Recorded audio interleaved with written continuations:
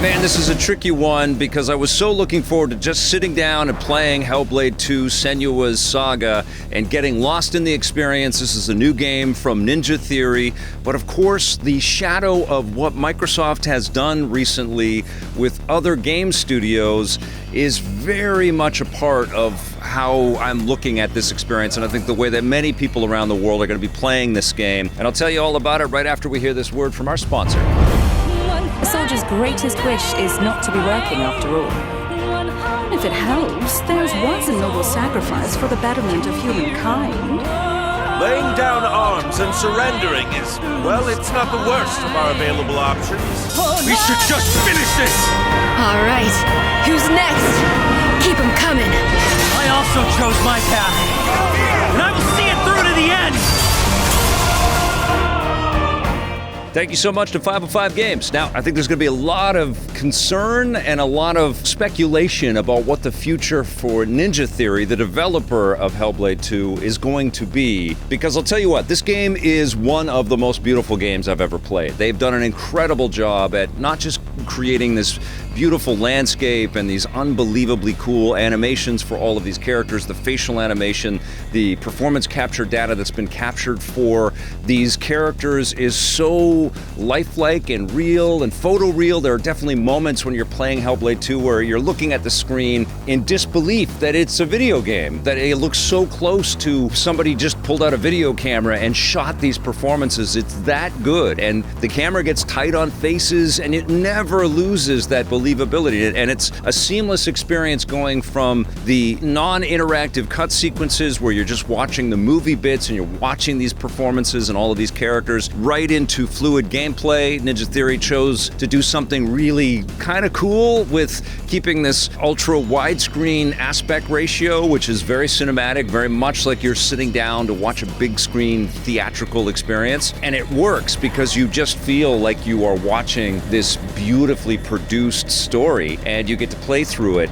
And in addition to the incredible production values that exist for its visuals, there's also this soundscape that is unbelievably enveloping. And a big part of that is the performance of Senua herself. She has all of these voices in her head. This is a character that deals and struggles with mental illness, and she can hear herself questioning herself. There are many different versions of herself in her brain, and you as the player are surrounded by all of these different voices and all of these different versions of Senua. As she grapples with every decision and every encounter, there is this moment of her voices telling her she's going to die, she's going to fail, and there's other characters that are sheepishly or carefully starting to send her signals of approval and encouragement. Is it them? Are they telling us? What are they telling us to do? There's only one way to find out.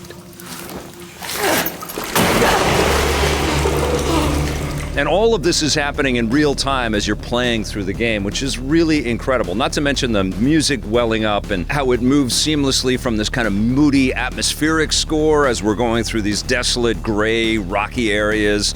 And then suddenly it will get a lot more propulsive and kinetic as we get into combat and the drum beats start to happen in there. And all of it just works. All of the visuals and all of the audio artistry, all of it works to just kind of wrap its arms around you, and you are riveted. You are absolutely taken into this beautifully realized world. And it's so easy to commend Ninja Theory for their commitment to this because this is some of the coolest production values I've ever seen. But a video game isn't just production values. It isn't just the story that is told and how you're interwoven into these cinematic moments. It is how it feels on the thumbstick. And I do have to say that the combat is pretty damn thrilling and solid. And the game itself works, like being able to, sneak through little crevices and caves and activating the puzzle sequences so you can solve how you're going to move from one area to the other. Basically, there's a lot of metaphysical in this game. You're fighting giants and all kinds of other supernatural kind of elements. And one of the things that you do is you can basically turn the world upside down. It reminded me a little bit of Alan Wake 2 and its trippiness, which was cool, but it's very minimalist. The game itself is very minimalist. It's not an inventory sim. You're not going to mistake this experience for something like God of War, even though it evokes a God of War type game, especially the more Nordic-facing God of War games that we've seen recently. This is very stripped down. You're not packing around lots of stuff. You're basically, hanging onto your sword for dear life, and you're using it in some pretty cool heavy strikes and lighter strikes, and you've got a block move, and you've got a dive out of the way move, and that's about it. You have this ability to kind of slow down time after you've pulled off enough variation in attacks and avoidance for you to be able to pull something together and slow it down a bit, and then you can get in there with some bigger,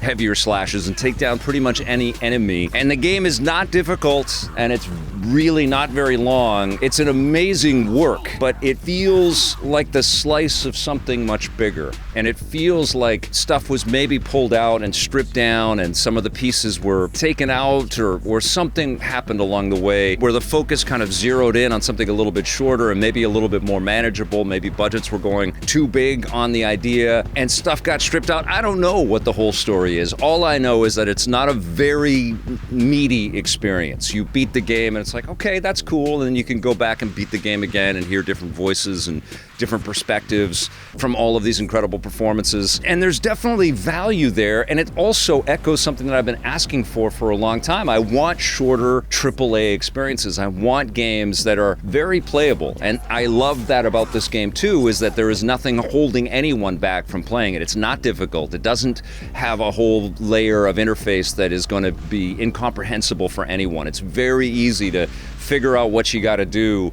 and it doesn't slap you down. There's some pretty good sort of checkpoint management along the way. So it's really a game pushing you into itself and into the story, and I like that as a concept. I just don't feel like we're escalating and growing enough throughout the experience with variety and value. This is a really cool offering if you've got a Game Pass account and you just want to get lost for a day or two and play something that's just beautifully made. It's really cool that way, but it's not going to have the resonance of something like a God of War. I mean, I say that as a player, but I'm sure a lot of people are really going to hook onto the narrative and really going to hook on to the grander message of Senua's experience and dig that. But I just felt a little sort of at the end, like, okay, I finished it, that's it. All of this expectation and all of the waiting that we've had for this game. This is a game that's, been shown off many times by Microsoft along the way, and I just expected it to be a little more epic. That's what I gotta say. And not in terms of its style or its grandiose cinematic qualities, but in terms of the play. I wanted this to be another step forward for video games, and it's not quite that. And I don't know what that means. I don't know if it's because we needed another massive, huge, epic boss fight or something like that, or a couple more, or we needed to get on a boat and go to a totally different biome or something like that. I don't know what that means. This feels like you're playing through a Robert Eggers film that's like The Northman,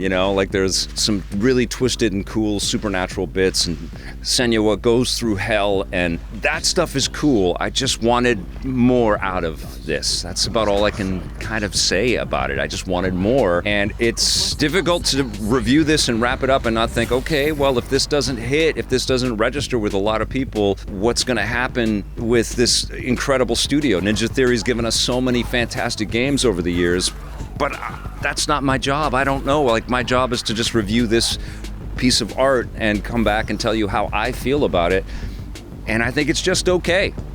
I'm going to give Hellblade II, Senua's Saga, a 6.5 out of 10.